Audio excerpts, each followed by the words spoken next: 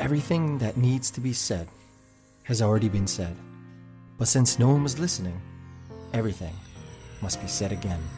French writer Andre Gide. I'm back with another Friday Flow, my favorite time of the week where I just flow from my heart and soul and bring you words of wisdom without expectations. And this week I'm challenging, how does it feel to know everything in life is not what it seems? Because for what it's worth, it's never too late to start over. Because there is no timeline. There are no rules. And your life is your life. Your path is your path. Let's get into the intro and then the Friday Flow. Life is not linear. It's a magnificent dance that invites us to be more than we can imagine. But that doesn't mean growing is easy. I'm George Kalantzis, and welcome to Tough Transitions. In this podcast, I'll share stories from my own life and the stories of others so you can fully accept yourself and rewrite the way you see the world, to stop holding yourself back from your best self and your extreme power. This is your path. Your life is unfolding exactly the way it was intended. Learn how to connect your heart, listen to your voice, and free yourself from limitations and expectations so you can claim your true, unlimited potential.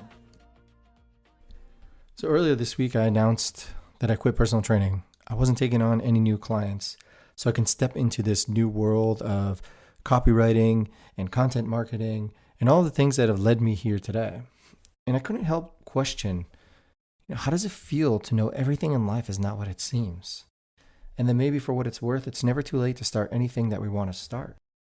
And I read a few books, obviously, like I always do, took some time away in the woods to really think about life.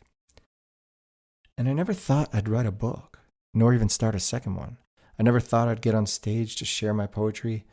All these things kind of just unfolded.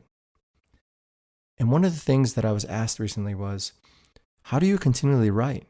And my answer, experiencing life. These days I found myself studying poets, artists, musicians, and nature. Everything in the world around me is a playground for life. Sometimes inspiration strikes, other days it doesn't. And through it all, I have learned that if I free myself from expectations and experience life for what it is, magic happens, no matter how hard it may seem, because the struggle, it's a choice. Now, of course, like most people, I fantasize about life on a bigger scale. I think it would be cool to be an author and poet who people quote and tweet about. Just seems cool to me. Maybe even have enough money to have a giant cabin in the woods where silence fills the crisp air and the scenery is serene. That's the life I dream of these days. Anyways, I digress. What are we getting at here? One morning, while writing my second book this week, it hit me. What if life wasn't what I thought it to be? Sure, I love writing. That's what keeps me coming back to this platform to share my soul with you. It's a gateway to my freedom. But as I watch my father slowly pass of cancer, and my daughter, she grows faster than I can blink, I'm starting to see the true meaning of life. In my books, in my podcasts, and everything else I do, it might never do as well as I intended. Many of the poems I write will probably never see the day of light. I have come to accept that few writers and authors ever achieve life-changing wealth. And I'm starting to be okay with this reality. Because if I'd waited long enough till I had a bigger following or till an agent accepted my proposal, I probably wouldn't be here in this life. Anyways, what am I getting at? How does it feel to know everything in life isn't what it seems? I can tell you this. It feels liberating from a man who's experienced many different walks of life. I've spent a lot of time over the last few years studying people who are creative and asking questions. And they have all told me the same thing. Keep showing up to the best of your ability without judgment of yourself or the path you are on. Stephen Pressfield is most notably one of my biggest influences from afar. And he said, when I sit down to write in the morning, I literally have no expectations for myself or for the day's work. The only questions I ask are, did I show up? Did I try my best? A few years ago, I would have laughed at this meaning, maybe not even understood it. But today, there's a quote from Mark Twain that sits on the front cover of my journal to remind me that I will always be more disappointed by the things I do not do rather than the ones I do. And so, the only thing to ask is, did I do my best with what I have? The point is, there are no timelines. Life is a beautiful canvas, waiting to be painted each day with the colors you choose. You can start over every breath you take. There are no rules or limits to what you can create.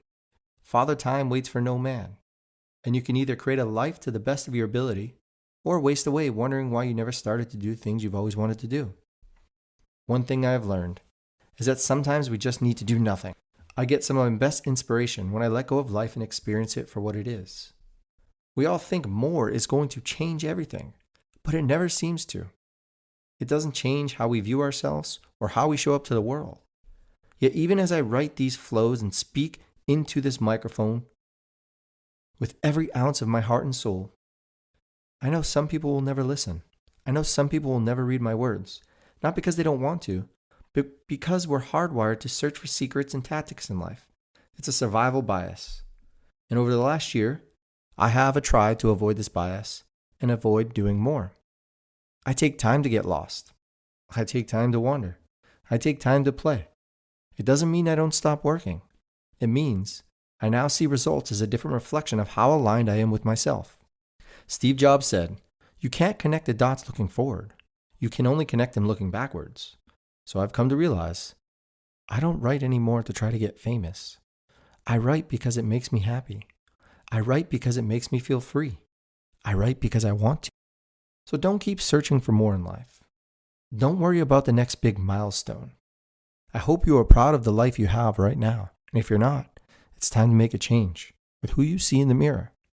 I hope you find courage to try things you've always wanted to try. I hope you travel to places and see many sights. And I hope you see that you can always start again. Because one day, when you're old and gray, you'll look back and see it was all worth it and everything makes sense. Did you just like what you heard? Then make sure to check out my book, Nowhere to Go, Navigating Tough Transitions. It's available everywhere books are sold. You can also now get it from me for $1 digitally at theartoftoughTransitions.com, where you have an option to upgrade to a 5-day masterclass to really help you break free of the limitations and expectations of the world so you can tap into your true potential. Because what are you waiting for? Life is this magnificent dance that invites you to be more than you could ever imagine, but only if you give yourself permission to be open to the many tunes in front of you right now. Thanks for listening. Share it, review it, and I'll see you around soon.